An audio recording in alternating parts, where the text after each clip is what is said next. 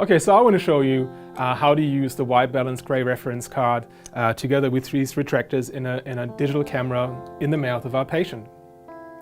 Okay, so the patient is here to have his teeth photographed, and we use these sort of retractors which are readily available. They're not very expensive, and they're quite good. They usually have the right size for adult size.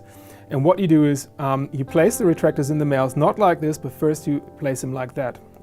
Put them in like this, and then like that, and same thing here.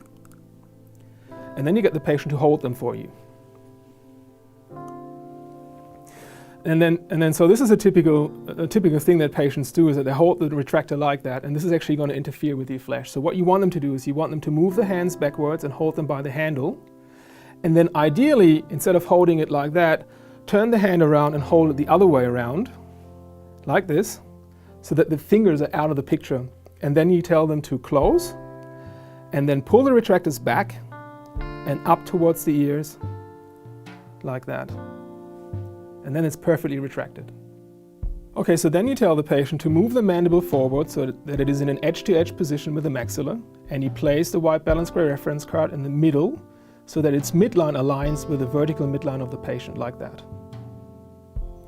Okay, so then for the photography, I have my camera here, my digital DSLR camera here. You can take the photo, of course, with a ring flash, or you can do that with a bracket.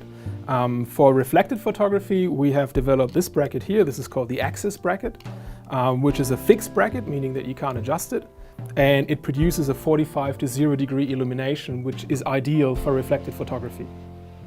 And then you should hold the camera so that the optical axis of the camera is perpendicular to the horizontal plane of the white balance gray reference card. And you should be shooting in the manual mode with an exposure time of 125th of a second and an aperture of 22. And you should choose the lowest ISO possible, which typically is ISO 100. You should also set your image quality to RAW. So when you photograph with polarize, you have to consider that the polarize attenuates the amount of light that comes out of the flash. So for that purpose, it's best to set your flash to the manual mode and choose the maximum output, which is 1:1.